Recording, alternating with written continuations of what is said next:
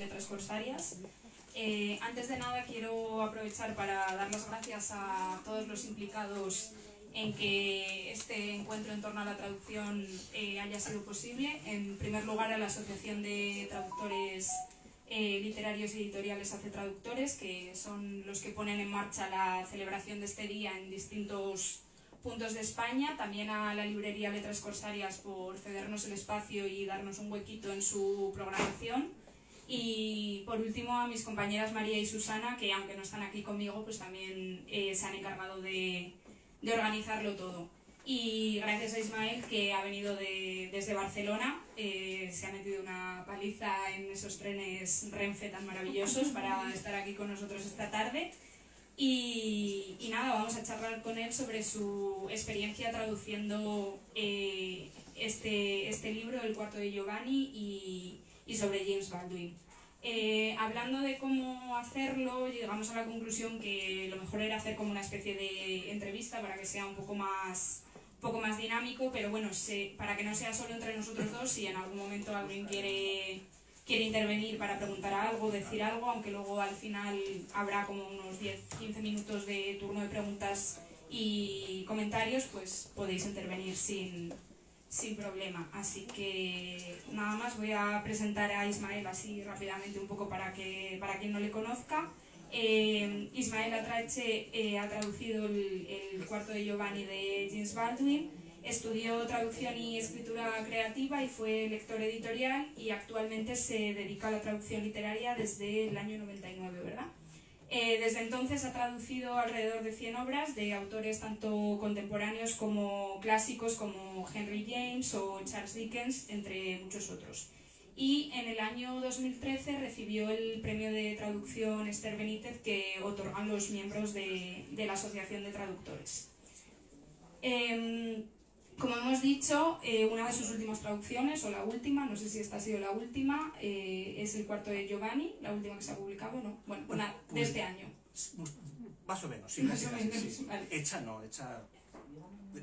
Bueno, ya te conté que Lo sí, hablamos luego. El cuarto de Giovanni lo ha publicado a principios de este año la editorial Sexto Piso en español, y también la editorial Trotalibros ha publicado la traducción al catalán a cargo de Dolors Udina. Y de hecho también a principios de año, creo que fue como una publicación prácticamente a la vez, la editorial Capitán Swing publicó también una recopilación de ensayos que se titula La próxima vez el fuego, que reúne algunos de los ensayos que escribió James Baldwin sobre el racismo, el problema racial en Estados Unidos. Si quieres, Ismael, hablamos un poco de quién era James Baldwin y un poquito damos una breve sinopsis del libro, y luego ya pasamos a hablar de la traducción. Bueno, esto funciona, ¿verdad? Sí. James Baldwin, digamos, desde un punto de vista así como, digamos, académico y así tal, creo que lo conoces incluso a lo mejor tú que yo. Yo lo conozco, digamos, desde el punto de vista como artístico, si queréis, ¿no? O sea, no tan sistematizado a lo mejor. Pero sí que es un autor que en el siglo XX tuvo muchísima importancia, digamos, en los años 60, 70, tuvo mucho auge con todos los movimientos sociales, políticos que había en esa época, y además hablaba pues de la cuestión de la raza, hablaba de la cuestión también de la sexualidad, y además relacionaba mucho todos estos temas, que también es una cosa muy destacada en él, muy destacable. Como es un autor que no trata un tema solo desde un único punto de vista, sino que consigue hacerlo, digamos, lo que se llamaría ahora interseccional. Y bueno, pues es muy conocido en Estados Unidos por su implicación también con la lucha por los derechos civiles. Y bueno, pues vino de un ambiente muy pobre, muy religioso, hijo ilegítimo de una madre, pero venía de un entorno de, digamos, predicadores de la zona de Harlem. Luego, digamos, se fue a París a vivir también, que por eso también esta novela está ambientada en París. Y tuvo mucha relevancia y en esa época pues sí, era de esos autores que se le había codeándose pues sí con toda la intelectualidad de la época, con Gore Vidal, con Truman Capote, con bueno, toda la gente también del feminismo. Y luego, digamos que cayó en una época que no es que fue exactamente de olvido, porque en Estados Unidos siempre tuvo su relevancia, pero digamos que internacionalmente sí que cayó un poco no en el olvido, pero se hablaba menos de él, era, digamos, una figura menos destacada. También yo tengo mi teoría al respecto, y es que creo que él denunciaba muchos problemas sociales y políticos que durante un tiempo creímos que teníamos solucionados.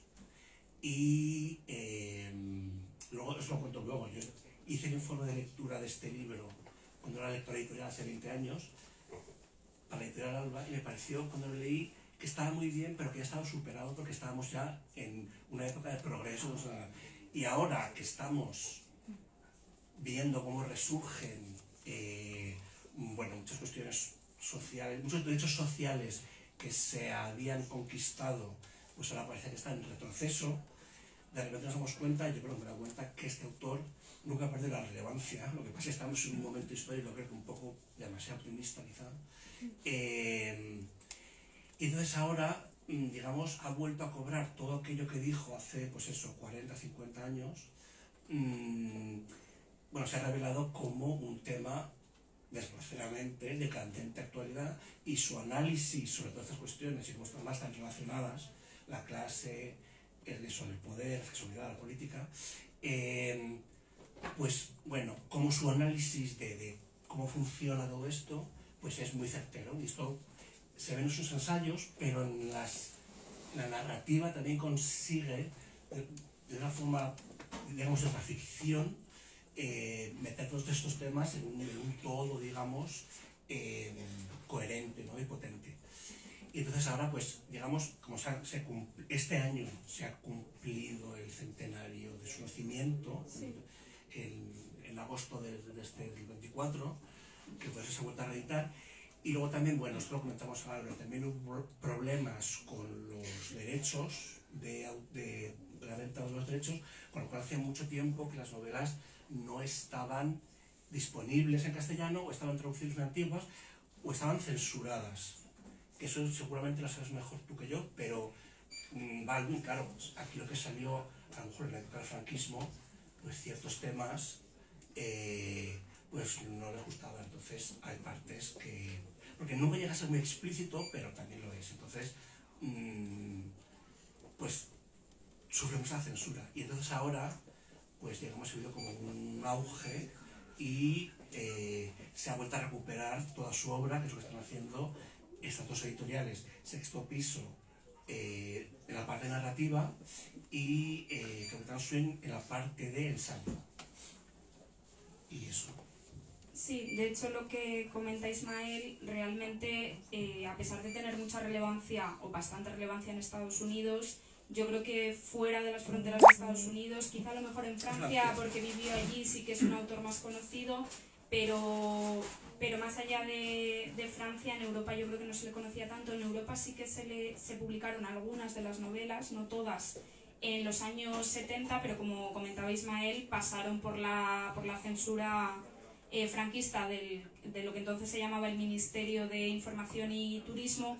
Entonces, todas las novelas, como él tiene una denuncia constante de todos estos problemas sociales, a lo mejor ahora no nos parece tan explícito, pero para la época sí que hay pasajes, fragmentos y escenas que parecieron muy explícitos, y sobre todo, pues bueno, nada alineados con los valores imperantes en aquel momento en España. Entonces se publicaron, creo recordar que Lumen publicó, las pocas que se publicaron las publicó la editorial Lumen, pero con censura, es decir, todos estos fragmentos pues o bien a través de la traducción se modificaron, o directamente algunos se eliminaron directamente. Entonces, bueno, la verdad que es una alegría saber que ahora por fin estas editoriales se han preocupado y se han interesado en recuperar a James Baldwin. y podemos dar así como una breve sinopsis, si quieres nos cuentas un poco de qué va el libro y hablamos luego ya de las cuestiones más de traducción. Sí, al voy a intentar no destripar mucho, ni tampoco digamos, bueno sí, dar mi visión sí, porque en fin, sí, por mi punto de vista, pero el narrador, que ves, esta novela tiene una peculiaridad que tiene un narrador magistralmente bien trazado, porque hay muchos libros, digamos, no me los acabo de creer. De hecho, yo creo que esto que se dice que la ficción tienes que tener la suspensión de la incredulidad, pero es al revés. El autor tiene que hacer algo que tu cerebro le resulte creíble, aunque sea de una estación marciana con reptiles, pero digamos el mundo que crea tiene que ser creíble. Y eso muchas veces parte por el narrador. Y el narrador muchas veces en muchas novelas es que falla por lo que sea, no te acabas creyendo. Y esta novela, no voy a destripar por qué, a mí casi lo que más me asombró es lo bien justificado que está este narrador y por qué narra y desde dónde narra y por qué narra después de todo lo que ha pasado. Entonces, la historia es de un chico que se llama David, es estadounidense, digamos, no quiere llevar una vida convencional, vive con su padre y con su tía, pero bueno, él no quiere, digamos, seguir como el camino establecido y tal. Hay un dinero de la herencia de su madre que le está ahí como esperando, pero que no va a recibir hasta como que siente un poco la cabeza, pero él decide pues irse a París porque quiere un poco vivir como la vida bohemia de París, pero digamos teniendo como esa posibilidad del regreso, que eso también es importante porque le puede ir la puerta abierta ahí para, bueno, según como decida encarrilar su vida, pues puede volver y conseguir dinero o no. Entonces va a París, pero tiene una novia, pero él, digamos, su sexualidad como tampoco la tiene muy clara. Y eso es una cosa muy complicada porque el análisis, o sea, el análisis que hace Baldwin de la sexualidad del personaje es hipercomplejo, porque a veces se dice, bueno, es un personaje gay, no, es un personaje bisexual, no del todo. Y eso, muchas de las palabras que tenía que elegir en la traducción, tenía que tener mucho cuidado, porque según qué palabra eligiera, lo marcaban demasiado como una opción sexual determinada, y no es, el personaje es más complejo que eso. Y la visión de Baldwin de la sexualidad también. Entonces, bueno, tiene una novia, pero digamos que no está muy bien, no está muy bien, y entonces la novia se va a pensar qué hacen con la relación, se va a España, y se queda solo en París. Y en París, pues le gusta frecuentar los bares de ambiente, digamos, marica, por así decirlo, porque tampoco se puede decir gay, porque gay es una palabra un poco demasiado moderna. Es lo que hoy llamaremos lo queer, ¿no? Lo que es, bueno, algo más, un concepto un poco más amplio. Pero bueno, empieza a frecuentar esos bares, pero claro, el tiempo pues también le tira, pero él, digamos que se deja como adorar por otros hombres, pero digamos que no llega como a consumar nada. Y en un bar, eso que le gusta ir pues a las 7 de la mañana, conoce a un camarero italiano,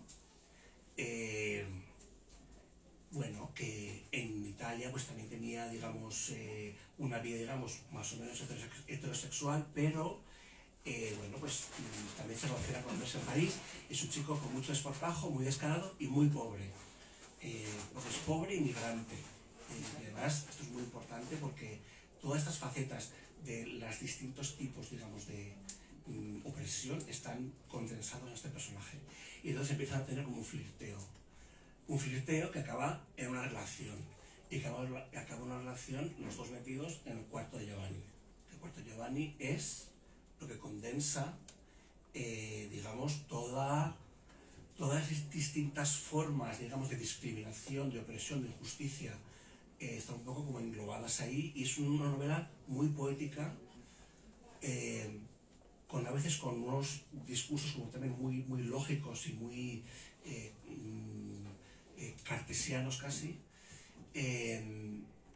y luego, bueno, con un ambiente, digamos, muy evocador y muy misterioso, ¿no? Porque en el cuarto, en los bares, el entorno que frecuentan estos personajes, que se van encontrando con otros distintos personajes que habitan estos ambientes, digamos que todo es, bueno, muy evocador y muy misterioso, y y el personaje un poco va también como teniendo todo su viaje interior, introduciéndose en todos estos ambientes y relaciones y tal. Y no voy a destripar qué pasa, pero la cosa no acaba bien. No acaba nada bien. No acaba nada bien, pero no acaba igual de mal para todo el mundo. Eso tampoco se puede destripar. Pero también es una cosa muy importante del libro. Hay gente, algunas personas, para las cuales la cosa acaba mucho peor que para otras. Eso también es muy importante en el planteamiento del libro y en por qué el narrador narra y en todo el análisis, bueno, pues eso, cultural, social, político, económico incluso. Y nada, entonces una historia de amor, una historia de amor con mucho trasfondo y muy complicada y muy atroz y desgarradora. Tengo que decir, me acabo de acordar. Yo creo que no veo ningún libro que haya traducido en mi vida que me haya dejado de hecho polvo. Pero hecho polvo bien, ¿eh? O sea, no en plan, no, hecho polvo bien.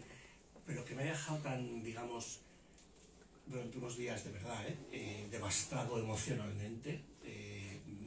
Vamos, creo que no hay otra forma de acercarse a este libro y si lo estás traduciendo, pues que, como que, bueno, si te entras y te dejas llevar, pues creo que es difícil que no te afecte, pero en un buen sentido, ¿eh? O sea, en un sentido que te hace también, que te hace reflexionar y que luego, digamos, te deja un pozo. Pero sí, yo, digamos, alguna vez he oído algún traductor decir, no, es que este libro, no sé, lloré mucho al traducirlo y tal, yo a veces pensaba, exagerados, ¿no? O sea, tampoco es para tanto. Pero a mí tengo que decir que sobre todo al final hubo partes y algunos diálogos que, o sea, bueno, yo estaba emocionalmente destrozado, la verdad. Y se me tardó en quitar. Pero bueno, eso es su potencia narrativa también. ¿No? Su libro, digamos, es breve y no se va por las ramas y es muy sucinto y es muy, digamos, la economía narrativa está muy bien manejada. Pero te impacta, ¿eh? Y yo llevo traduciendo un montón de años y me dejó muy impactada la traducción y no me lo esperaba que me impactara tanto. Además, has comentado antes que ya en su momento, hace años, hiciste un informe de lectura, o sea que ya lo habías leído. ¿Te acordabas cuando te llegó el encargo de Sexto Piso? ¿No te acordabas? Bueno, claro, también leer para un informe de lectura no tiene nada que ver con leer, a lo mejor para traducir. Lo recordaba muy por encima, pero lo que sí que recordaba era que pensaba que todo ese tema tan... Porque yo lo leí, pues debía ser el año 2004, 2005, por ahí. Un poco era como la época de la aprobación del matrimonio igualitario en España. Entonces estamos aquí todos como súper imbuidos de optimismo y de todo lo que queráis, y vamos todos, vamos súper abiertos y tal. Entonces yo pensé, pues sí, pero esto que está contando, que todo es tan tremendo y que todo es tan difícil, bueno, yo no sé si esto ahora mismo resulta tan pertinente porque no es así el entorno. Entonces lo que recordaba era que me parecía que estaba muy bien y además el libro es un libro que yo conozco de toda la vida, porque si sabes algo de literatura queer o de, digamos, sexualidades, digamos, no convencionales y tal, esto es algo que sabes que está ahí de toda la vida en cuanto investigas un poco en el tema. Sí, de hecho se considera fundacional, uno de los libros fundacionales de la literatura queer. Entonces, bueno, dentro de ciertos ámbitos sí que, sí. A pesar de que el público general a lo mejor hasta ahora no lo conocía tanto, sí que es un libro y un autor que son... Sí, es verdad, sí, a ver, igual si, digamos, todo tu entorno ha sido, digamos, pues, heterosexual, y lo digo con todo respeto, pues no te suena, pero si, digamos, provienes de otro meandro de la existencia, pues James Baldwin sí, este libro, porque otros a lo mejor no tanto, pero este en particular, en cuanto se habla de literatura queer, literatura, pues eso, gays, que no me gusta llamarlo gay, bueno, literatura marica, tal, o literatura simplemente de realidades alternativas. Este libro está ahí, pero sí, y se conoce. Entonces, yo pensaba que estaba muy bien, pero que no esperaba que fuera a ser tan social, política y económicamente relevante Además, el personaje es un migrante, o sea, lo tiene todo, como lo es. Entonces, bueno, sí, lo recordaba pero muy por encima y no lo recordaba tan potente. También tengo que decir que yo lo leí, claro, con 24 años por ahí, y lo traduje con 46. Entonces, claro, mi visión de las cosas no es la misma. Entonces, creo que también entendí muchas cosas Sí, muchas mejor. veces depende del momento de tu vida Total. en el que leas un libro, le das una lectura u otra. Y yo creo que si algo caracteriza a James Baldwin es que todos sus libros tienen muchas capas Total, sí, y sí. muchas lecturas. Entonces, bueno, fue una experiencia de volver a un libro que ya habías leído, pero de una manera totalmente diferente, además enfrentándote a la traducción. Sí, no, además, está muy bien eso que dices de las capas, porque hay ciertos libros que los puedes traducir como ya has entrado, digamos, de una forma como mucho más, no diga automática, porque no es automática, pero cuando ya, digamos, sabes un poco por dónde van los tiros, bueno, pues no tienes que pensar todo tanto, porque cada palabra no está aludiendo a 4 conceptos o 4 capas de la realidad a la vez.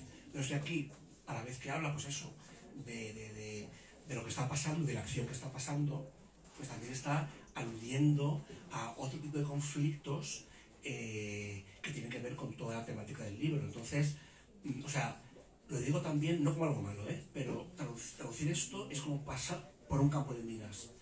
Porque de verdad que cada vez decía, hostia, esto es que literalmente quiere decir esto, pero si yo pongo esto, que lo del cuarto hablamos ahora también, porque eso tiene que ver con eso, si cambiamos esta palabra, a lo mejor, bueno, literalmente se entiende, lo más la acción narrativa tiene que entenderse, pero igual el contenido, digamos, social que tiene esto, se lo estamos quitando, o social, y luego de repente también tiene unos arrebatos muy poéticos, porque James Baldwin es muy poético también. Entonces, también tienes que respetar esa poesía. Entonces tampoco te sirve cualquier palabra, porque una palabra más pedestre igual le quita todo ese aura poética, ¿no? Entonces, las capas están ahí, son difíciles. ¿Sí? Claro, o sea, digamos que en realidad están muy relacionados forma y contenido. Entonces Sí, tenías total. que ser muy preciso para que la forma no restase contenido Exacto. y al contrario. Entonces, ¿cuáles son esos aspectos de la traducción que te supusieron el mayor reto, que consideraste que eran los más relevantes y que siempre tenías en mente a la hora de traducir? Bueno, primero que la acción tiene que entenderse. Entonces, claro, ya para empezar, porque tiene que entenderse lo que está pasando. Luego, bueno, y ahora hablamos de lo del cuarto, porque yo creo que eso condensa un poco todo. Y es Baldwin también por su, digamos, sus orígenes, a todo lo que escribe le da un trasfondo incluso místico, místico del sentido de la existencia, con lo cual tiene que tener esa acción, tiene que, digamos, a veces tener un tono casi religioso y casi místico. Luego James Baldwin nunca utiliza la palabra más obvia, siempre utiliza la palabra rara. Entonces, bueno, por ejemplo, hay momentos del libro que un personaje se dice en el libro que va a hacer su revelación, pero no va a su revelación, aunque pone Revelation. Pero es que en inglés el libro de la revelación es el Apocalipsis. Entonces ese personaje va a ser destruido y no es que vaya a ser revelado, pero al mismo tiempo tiene que notarse que todo eso tiene como una trascendencia existencial y mística. Entonces, luego, pues hay diálogos que son muy irónicos, porque dos de los personajes, claro, están en mundos distintos. El americano que juega a ser bohemio y él, y que además es un poco cobarde, bueno, luego van a narrar, no, entonces claro. Pero luego está el inmigrante que es pobre, que es valiente, que es descarado, que se lanza a todo, que es un kamikaze, y que tiene mucha gracia, pero claro, entonces, claro, también se tiene. Por ejemplo, el personaje de Giovanni se retrata, porque narra todo David, que es americano, pero a Giovanni lo conocemos a través de los diálogos, a través de sus réplicas.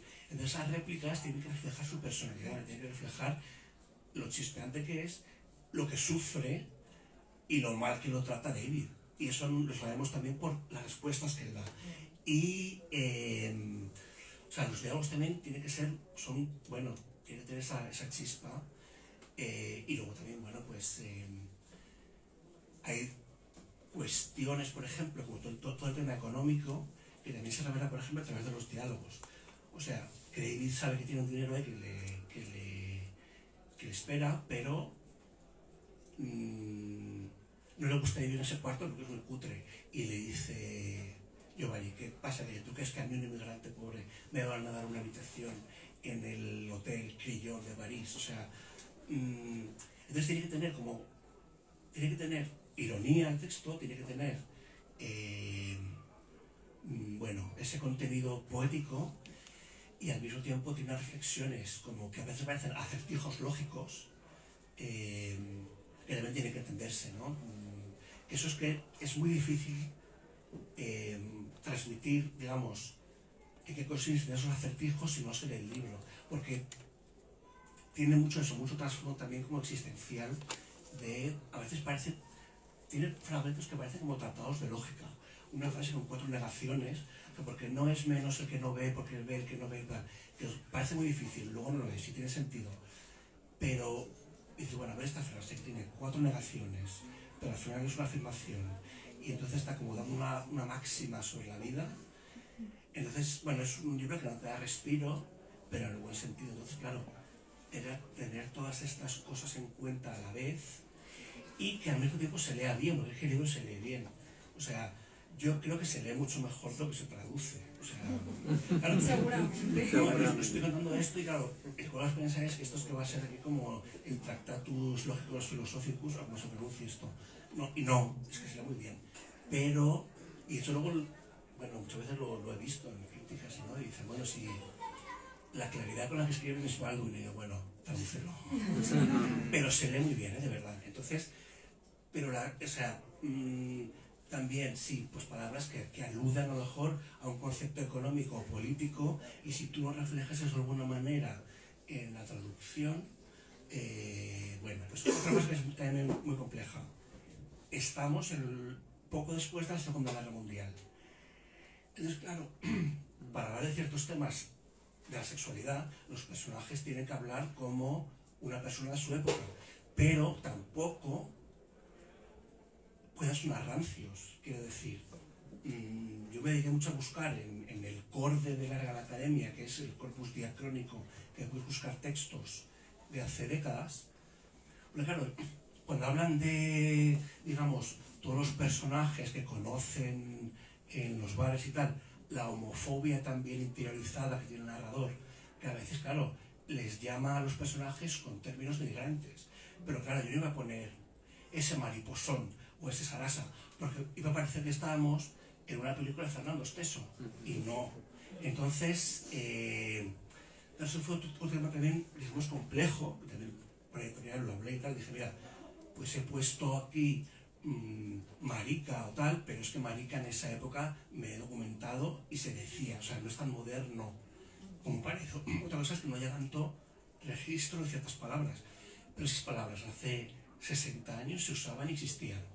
Entonces tenía que tener también mucho cuidado que fueran palabras no demasiado modernas o anacrónicas, pero que tampoco resultaran al lector de hoy rancias y le sacaran del libro, y que tuviera un poco la misma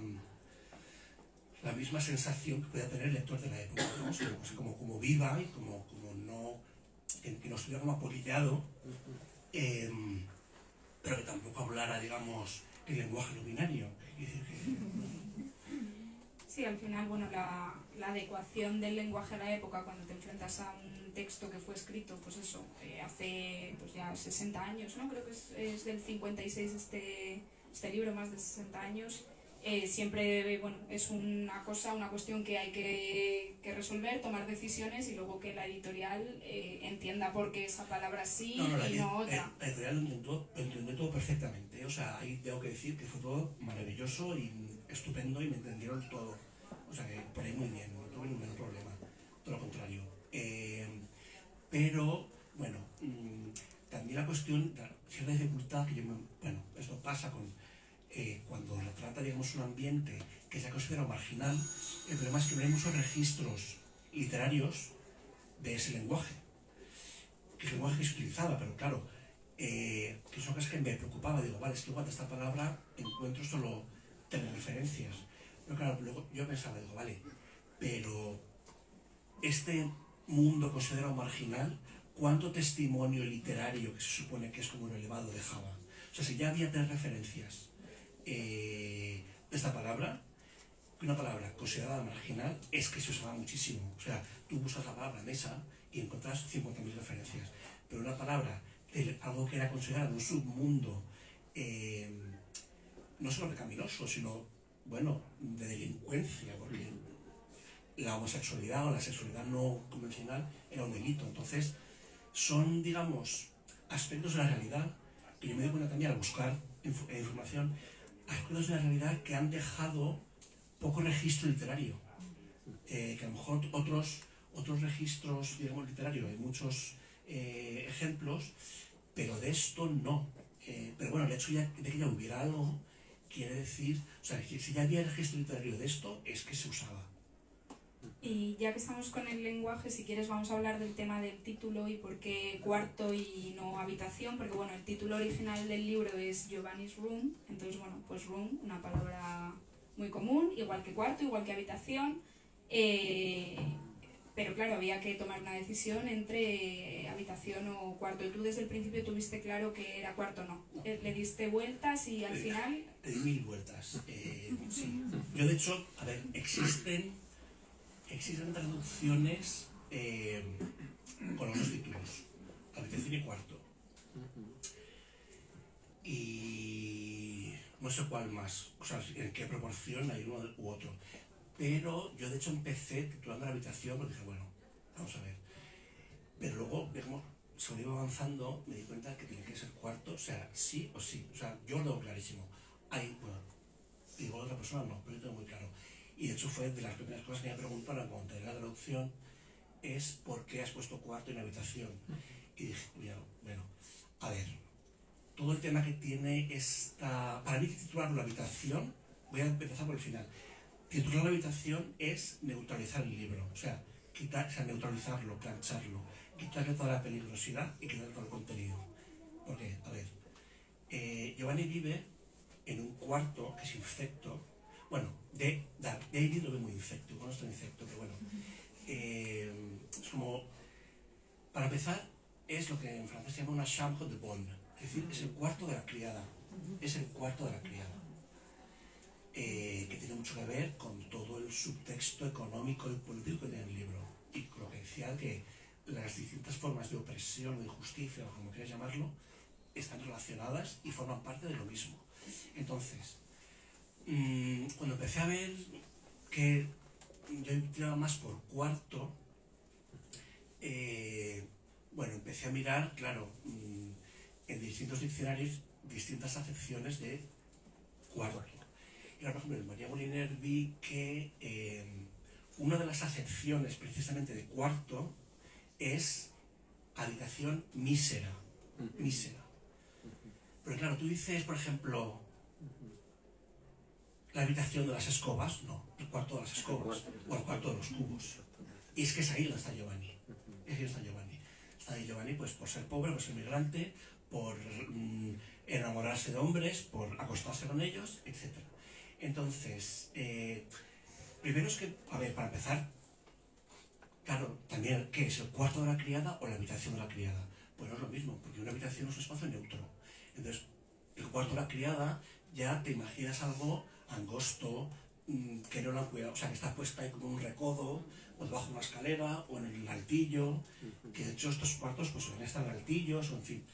Y además es una cosa muy propia también de la bueno, morfología parisina, ¿no? Pues en los edificios, este no está en la última planta, pero normalmente estaba en la última planta, tenía que subir como 500 millones de escaleras, y bueno, pues eran cosas muy angostas, muy estrechas, muy, pues eso.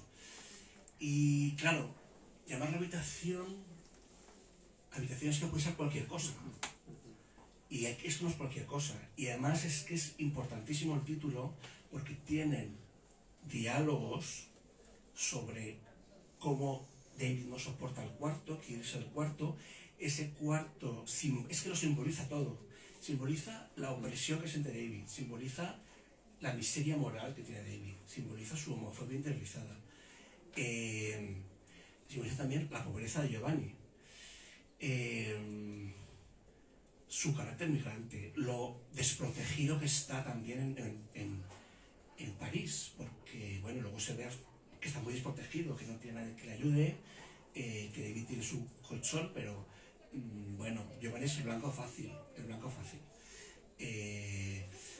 Entonces, claro, era muy importante mantener el sentido de miseria más, o sea, miseria de muchos niveles, ¿no? Miseria moral, miseria económica, miseria política, la hipocresía, tal. Claro, si lo llamas habitación, es que, insisto, habitación puede ser cualquier cosa, pero un cuarto recoge todas esas muchas capas de significado de las que hablaba ahora Elena, que efectivamente están. Entonces yo lo vi claro y nada, no lo entendieron. Pero Bueno, eso está muy bien. Sí. Hay un pasaje que, si tenemos tiempo, me gustaría leer, el principio de un capítulo en la segunda parte que creo que resume e ilustra bastante bien todo este tema del cuarto, o por lo menos de cómo lo veía David, porque al final es la perspectiva que tenemos al estar narrando él. No sé muy bien cómo describir aquel cuarto. Se convirtió, en cierto sentido, en todos los cuartos en los que había estado, y todos los cuartos en los que me encuentre después me recordarán el cuarto de Giovanni. Lo cierto es que no estuve mucho tiempo. Nos conocimos antes de que empezara la primavera y me marché en verano, pero aún me da la sensación de que pasé toda una vida en él. Parecía que la vida en aquel cuarto se desarrollaba bajo el agua, como ya he dicho, y no cabe duda de que yo era otra persona completamente distinta cuando volví a salir a la superficie. Para empezar, el cuarto no era lo bastante grande para dos. Daba un pequeño patio. Lo de dar solo quiere decir que tiene dos ventanas, contra las cuales el patio se iba aplastando malévolo, robando terreno cada día, como si se hubiera confundido a sí mismo con una selva. Nosotros, o más bien Giovanni, casi nunca abríamos las ventanas. No llegó a comprar cortinas, ni tampoco lo hicimos nosotros el tiempo que yo estuve allí. Para tener intimidad, Giovanni había opacado los cristales con una pasta de limpieza densa y blanca. A veces oíamos a unos niños jugar detrás de la ventana, otras veces unas formas extrañas se aproximaban inquietantes.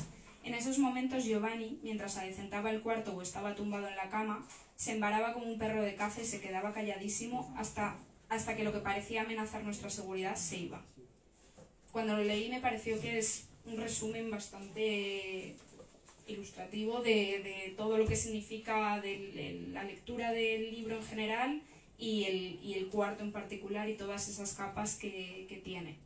Sí, muy bien elegido, tengo que decir. Sí, ahí es uno de los fragmentos en los que se ve eso, porque además, claro, están, digamos, metidos en una pecera, un ambiente como anaeróbico, digamos, ¿no? Sin oxígeno. Porque además, bueno, también, claro, por un lado quieren protegerse, entonces tampoco quieren que les vean, porque, bueno, entre que David se avergüenza, claro, entonces están como medio de tapadillo, no pueden reconocerlo. Porque bueno, luego también gente en el entorno se pone celosa, también quien da empleo se pone celosa, o sea, también hay cuestiones de trabajo y laborales, que también hay un comentario ahí de derecho laboral, pero bueno, es otra cosa. Porque también explotación del patrón hacia Giovanni. Pero entonces Giovanni no puede poner celoso al que le da trabajo, entonces, claro, embadurna todas las paredes, entonces la ventana, entonces están como metidos en un ambiente que solo llegan los ruidos de fuera, que eso también, claro, es muy sintomático también de lo que le está pasando en su relación a ellos, pero también de lo que les está pasando tanto a Giovanni como a David individualmente, o sea, de cuál es su, digamos, peripecia vital, cada uno a su manera. Y luego también hay algo ahí que está muy... que es también muy interesante, porque también marca mucho la dinámica de la relación y todo lo que pasa en el libro, y es que Giovanni está como desesperadamente intentando adecentar el cuarto, de una forma como furiosa, como rabiosa, ¿no? que eso es como también magistral, y es como, por un lado quiere complacer a David, quiere que el cuarto le guste, y por otro lado es como una forma también desesperada, porque además no tiene dinero, se quedan sin dinero, el padre no le manda dinero a David, entonces como una especie como de furia también contra la pobreza un poco, ¿no? Porque Giovanni quiere sentarlo, sea como sea, cambia las cosas de sitio, está como, bueno, vive como presa de una especie de rabia que a David le llama la atención, pero ahora David viene de un entorno mucho más privilegiado. Entonces también lo que David aquí en su peripecia entiende muchas cosas a las que quizá tampoco había estado expuesto, ahora se entiende un poco desde dentro, ¿no? Además luego es coherente con lo que descubre, o sea, y con lo que aprende. Y tampoco da lecciones, ¿eh? O sea, el narrador ni da lecciones, ni se justifica, que eso está muy bien, o sea, porque la imagen que pinta de sí mismo muy halagüeña no es, y además deja el libro en un punto también que, bueno, tú puedes ya pensar lo que quieras, pero bueno, también está muy bien recogido ahí eso, también esa especie como de indignación contra la pobreza, esa como lucha inútil, atroz e inútil, contra un destino que lo tiene como marcadísimo y que bueno, pues no acaba bien, ya os digo, pero bueno. Y eso sí. Y bueno, después de todo este periplo para traducir este libro y todas estas decisiones, acabas de entregar el siguiente que va a publicar también Sexto Piso, que es Ve y dilo en la montaña. Se va a titular así también en español, en principio. En principio sí, es que acabo, lo entregué la semana pasada, entonces no me han dicho nada del título, pero en este caso el título sí que aquí presenta menos problemas, la verdad. No es tan complicado el título en sí, porque además es un libro mucho más religioso que Giovanni. Giovanni tiene esas pinceladas, que si no sería Baldwin, pero es el segundo libro, si no me equivoco. Y el primero que hizo fue Beidro en la montaña, que es mucho más autobiográfico, que va sobre la adolescencia de un muchacho, pues eso, que es hijo legítimo, que de una familia muy religiosa, que va a ser un predicador muy maltratador, y, digamos, recoge su vida en ese momento en que todo el mundo espera que se haga predicador, y su, digamos, duda vital sobre si quiere hacer eso o no, y luego recoge las vidas también de todas las generaciones negras anteriores, de los abuelos y de los padres, los negros que estaban en el sur y con la guerra civil fueron al norte, porque en teoría tenían allí más oportunidades, y digamos crearon sus propias congregaciones religiosas con unas prácticas muy particulares, y entonces es mucho más autobiográfico en ese sentido, mucho más religioso el lenguaje, mucho más místico, pero digamos que muchas de las frases directamente vienen de la Biblia, de salmos, de himnos, tal. Entonces ella creo que en este caso el título plantea menos problemas, porque viene de salmos, todavía es un salmo o de un himno o de una cita de la Biblia. Entonces, en ese sentido, no presentaba otras complicaciones, pero no, porque el título muy bíblico es muy difícil también de hacer, porque tiene que entenderse y ser como al mismo tiempo como veterotestamentario. Pero el título a mí, no sé que me digan algo ahora, que igual estoy diciendo esto, ¿no? Pero me parece que el título no tiene la misma complicación que el cuarto. Sí, yo creo que es bastante claro porque de hecho es una referencia bíblica el propio título. Me imagino que Ve y dilo en la montaña también habrá tenido con su complejidad ya en sí en el texto, en el libro, más por el aspecto quizá religioso. O sea que al final todos los temas de Baldwin están en todos los libros de Baldwin, pero sí que es verdad que deja un poco más de lado quizá el tema de los derechos sociales y se centra más en el tema de la religión, porque de hecho él cuando tenía 14 o 15 años creo fue también pastor y predicador en la iglesia, igual que su padrastro. en Harlem, y eso también le marcó mucho luego en el resto de su trayectoria y de su vida. Sí, además es que por lo que se ve en el libro, es realmente estas comunidades de los... Claro, son, digamos, prácticas religiosas que están como heredadas de los esclavos negros que trabajaban pues en las plantaciones, bueno, en todo esto. Entonces, para estas personas, claro, la religión era importantísima porque era lo único que les permitía seguir existiendo y dar un sentido a sus vidas y poder resistir, ¿no? Y la esperanza de liberación que ellos tenían era que algún día poder ser liberados, pues igual que fueron liberados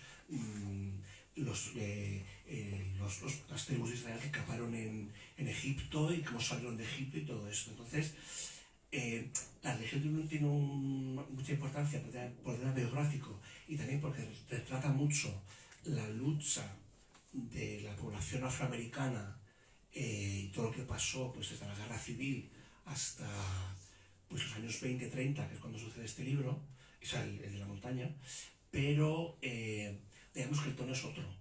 Yo creo que me ha costado más la montaña que porque lo bíblico es muy difícil de que quede bíblico y que quede tal y también se entienda. Y es menos, digamos, inmediato. Esto lo ves, en realidad son dos chicos que están paseando por bares de mala muerte de París. O sea, es que la historia es esa. Y que se van a ir a un cuarto porque son más pobres que las ratas. Y entonces, bueno, es como más inmediato, es menos hermético. Lo otro es todo muy exaltado, con unas prácticas religiosas extrañísimas, con unos arrebatos místicos de las visiones que tiene cada personaje, y eso también refleja sus propias, digamos, condicionantes personales y históricos. Pero yo me parece más difícil para traducir, yo creo, porque es más críptico, si no, digamos, conoces todo ese entorno. Bueno, yo creo que también independientemente del tema que predomine más en un libro o en el otro, podemos decir que los libros de James Baldwin, a pesar de haber sido escritos hace 70 años, son totalmente relevantes y están de actualidad, y aparte de por el aniversario de su nacimiento, me imagino que también será uno de los motivos por los que estas editoriales han decidido recuperarlo y que se publique por fin realmente como Baldwin lo escribió, sin ningún tipo de censura. Sí, de hecho, a ver, tengo que decir que... a ver, Baldwin me agota, pero también... o sea, el respeto que le tengo como escritor, y mira, como persona no lo conocí, pero el respeto que le tengo es muy grande. Y ahora te voy a decir otra cosa también. Cuando llevas un tiempo traduciendo, es frecuente que al final el autor, al cabo de muchas páginas, ya no te sorprenda y le das los trucos y ya le ves un poco pone tira. James Baldwin nunca lo pone fácil, nunca usa el truco, nunca va a lo trillado. Entonces, o sea, aparte, digamos, de efectivamente la relevancia que tiene, el valor que tiene su escritura, la valentía con la que expresa, o sea, con la que expresa todo lo que expresa, no solo por el hecho de que lo expresara así hace 40, 50 años, que me parece asombroso, sino que sigue manteniendo esa potencia, esa valentía. Luego además también tiene una cosa, y es que pese al contenido tan a veces trascendente e incluso místico que tiene, tampoco está dando lecciones, tampoco está moralizando, porque los personajes a veces hacen cosas horribles y nadie dice malo. No, o sea, no, o sea, digamos que al lector le da, bueno, confía en la inteligencia del lector para que capte un poco de lo que está pasando ahí, ¿no? Entonces, bueno, yo lo que siento es un tremendo respeto por él, la verdad. Y después de haber traducido 2 libros bueno, es muy raro que pase algún autor. Y puede ser autores buenísimos, ¿sabes? No tiene nada que ver. Pero cuando llevas mucho tiempo con un texto, pues en fin, ya, pues sí, pues es difícil que te sorprenda, ves por dónde va a salir. Y bueno, eso me agota, pero me agota bien. O sea, con sentido y con un criterio. Entonces eso, respeto total. Quizá por eso también te dejó tan emocionalmente devastado, ¿no? Porque a pesar de verle los engranajes no dejó de sorprenderte. Sí, pero sí, seguramente, la verdad es que no lo sé. No lo sé porque es que también estoy intentando comparar mentalmente el cuarto Giovanni con el de Vidrio en la montaña, pero creo que el de la montaña todavía no ha pasado, que acabo de terminar, no ha pasado el tiempo suficiente como para tener la perspectiva. Sé que el proceso ha sido otro para mí, pero no sé, no lo sé, todavía no lo tengo a la distancia suficiente. Pero, que digamos, sí, digamos, es un autor que te deja huellas, sí, claro, claro, digo yo, llevo traduciendo muchos años, pero y eso no quiere decir que los autores no sean tampoco muy pertinentes y muy buenos, ¿eh? Pero bueno, que te dejen, digamos, esa huella, pues yo ahora tengo que decir que siento como una responsabilidad personal con James Baldwin, debo decir. Porque bueno, porque me parece una cosa que de un discurso muy potente, pero a la vez muy delicado, muy delicado. Entonces, me parece eso, que tiene esa potencia, porque también es muy fácil cargárselo o neutralizarlo o rebajarlo. Que hay autores que menos, que digamos... Porque además que luego también, por ejemplo, en el de Vidrio en la montaña utiliza muchas palabras muy arcaicas. Porque claro, como viene de un entorno bíblico, en la Biblia usa palabras muy arcaicas, pues a veces usa palabras que no aparecen en los diccionarios bilingües. Y que en el diccionario monolingüe de inglés es la última acepción que aparece como obsoleto. Está obsoleto, por ejemplo, creo que worry no es, en un caso, por ejemplo, no es preocuparse, es golpear. Como así, o sea, pero claro, y luego tú tienes que reflejar también esa cosa arcaica por otras vías. Pero, o sea, las complicaciones son distintas, pero digamos que no lo pone fácil, pero yo creo que no se lo pone fácil tampoco a sí mismo. Quiero decir que... Pero si luego se lee bien, ¿eh? O sea, es que no cuesta leer, pero sí, es que el pozo que a mí me ha dejado, pues digo, no sé. Y lo que con el tiempo también lo veré mejor, pero sí es bastante potente, la verdad. Bueno, yo creo que queda más que recomendadísimo tanto este como todos los libros de James Baldwin con la traducción de Ismael, y yo creo que ya tenemos que ir terminando, así que si alguien tiene alguna pregunta, pues adelante.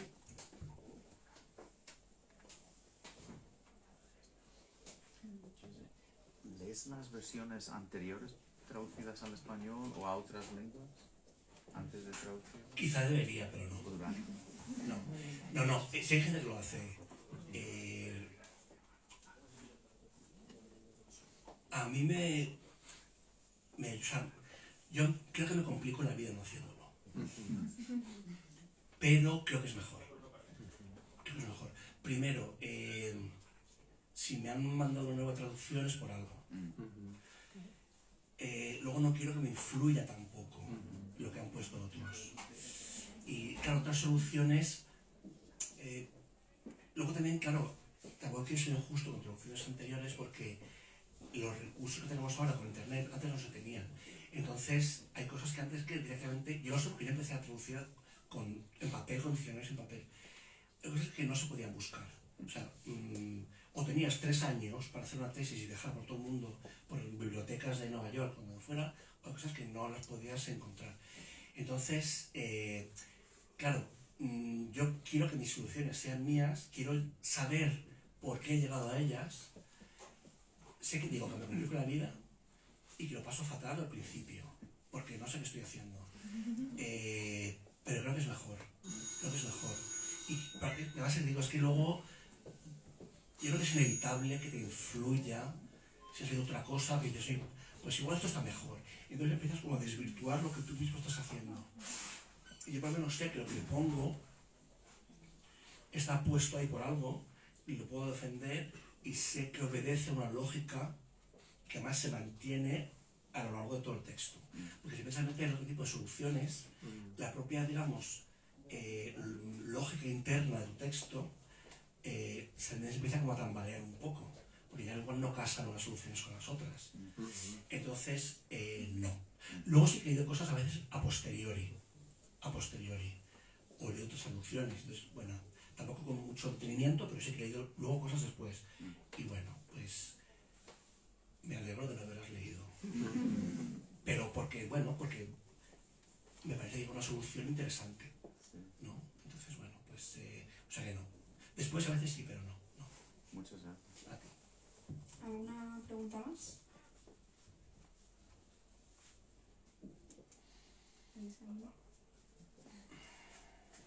Bueno, por favor, leed el libro. Os lo digo en serio, no es broma. No, es verdad que parece todo muy complejo aquí con todo lo que hemos estado hablando, pero de verdad que se lee muy bien, además te mantiene muy en vilo, o sea... Es muy corto, además, es decir, es que es hiper sucinto, va directamente al grano, además pasa muy bien, digamos, de lo irónico a lo religioso, a lo racional y lógico, a lo poético, tal, o sea, que maneja todos esos tonos muy bien. Pero luego, digo, a mí, es que luego cuando empezaron a salir las críticas, es algo que me sorprendió, para bien, que me sorprendió, la gente decía, la fluidez con la que se la prosa de Baldwin, y yo, madre mía, o sea, pues menos mal, pero es verdad, o sea, no es mi proceso, pero es verdad que luego se lee, y además creo que, pum, te llega ahí todo el mensaje. Sí, muchas veces en esa aparente sencillez es luego donde están los problemas y donde más decisiones hay que tomar, en palabras que así pues como Room aparentemente no son nada complicadas y todos las conocemos y luego te suponen un reto. Sí, porque tú tienes que preguntar esas cosas, pero el lector no tiene que preguntar, el lector tiene que disfrutarlo y que le llegue el mensaje. Entonces, bueno, es fácil dejarse llevar lo que te está contando. Lo difícil es, bueno, pararse a pensar el por qué, pero digamos, meterte en la aventura y tal, yo creo que es absorbente en el mejor de los sentidos. O sea, yo pese a, digamos, las dificultades técnicas o lo que queráis, yo esa absorción también la vivo. O sea, también veo, digamos, lo que pasa es que claro, yo vivo desde otro lado, pero también estoy, digamos, cautivado por su potencia, sí. Sí, además al ser un autor tan poético muchas veces pues te dejas llevar un poco también por esa musicalidad y esa forma de jugar con las palabras. Sí, pero además la musicalidad, mira, esto que me has dicho que es súper importante. Tiene un fraseo hiper peculiar. O sea, tú lees una frase y dices, esto es James Baldwin. Primero porque cada frase tiene 47 comas. Las preposiciones son entre comas, el sujeto entre comas, todo esto entre comas. Vale. Además, el único autor que la sintaxis y la música de la sintaxis que es tan complicada, que yo haya traducido, que yo conozca, es Henry James, que es igual. Pero te voy a decir una cosa. Henry James con su sintaxis a veces me pone de los nervios. James Baldwin no. Pero yo creo que a veces, es mi opinión, y perdón a los jamesianos de la galaxia, pero a mí me parece que a veces Henry James, en la frase, con ese retorcimiento de buscar la vuelta a la frase, a veces esa vuelta tampoco, digamos, muchas veces sí, pero a veces no aporta tampoco tanto al contenido, y con un poquito menos de vuelta estaba igual de bien, un poquito. La vuelta está muy bien, y su complejidad está muy bien. Pero Baldwin, o sea, creo que Baldwin además, ese fraseo también yo creo que se inspiró mucho en Henry James, porque también Henry James habló de otros norteamericanos expatriados en París, y creo que James Baldwin se inspiró, de hecho, en el fraseo de Henry James para hablar de un tema parecido, pero no desde el punto de vista de los ricachones, sino de los pobres. Pero tiene una sintaxis muy particular y una música, bueno, muy bonita. Y lo que pasa es que para el traductor es un putadón. Porque una frase con otro autor le puedes dar un poco la vuelta, puedes cambiar el sujeto y ponerlo al otro lado, y la verdad es que no pasa nada, no estás alterando pues eso, el fraseo de la música del texto. Aquí es que el orden sintáctico, que además el orden sintáctico es inglés, castellano no es el mismo, pocas veces puedes cambiarlo. Pero además luego muchas veces la frase siguiente empieza con la referencia a cómo se cerró la frase anterior, con 4 puntos y coma y 2 guiones largos. Entonces, que luego te digo, se lee bien, porque se sigue. Pero hay una música, y esa música no se puede cambiar. Entonces, claro, no puedes decir esta frase, le voy a dar la vuelta y si es una pasiva la pongo en activa y me quito de problemas, no. Entonces, pero claro, es que eso también es normal que lo has dicho, porque los autores también tan potentes tienen una música propia y James Baldwin la tiene, y yo creo que haré una frase y digo, eso es James Baldwin. Hay un libro que imagino que conocerás, La impostora, creo que es Elena Barrios, que trata sobre la importancia de la traducción y defiende la faceta creativa del traductor, es decir, no como traductor literal, ¿vale?, sino la creatividad. Es un libro francamente... ¿Es reciente este libro? Sí, ¿no? Es Nuria Nuria Barrios. Porque tenéis esta doctora ella. Sí, últimamente leo poca narrativa contemporánea, leo poca también. Pero es que ella es doctora también, sí. El título me suena. Es fascinante y sobre todo defiende esa faceta creativa del traductor. No sé si tú estás de acuerdo en ese sentido. Sí. No es cuestión de traducir literalmente una palabra por otra, sino que realmente hay que entrar en el contexto, en el personaje, en el propio... Sí, a ver, sí, totalmente, sí. A ver, traducir siempre es una cosa muy artesana, siempre es una artesanía, entonces siempre requiere esa atención al detalle. Pero también hay ciertos proyectos, pero tiene también siempre un componente también creativo, incluso artístico. Y desde luego hay autores que requieren más arrojo artístico que otros. Y también lucir de más, digamos. Porque aquí se ha puesto, tanto en este como en La montaña, he puesto cosas que en el libro no me atrevería a poner. Que también está, digamos, sí, o sea, esa parte también artística.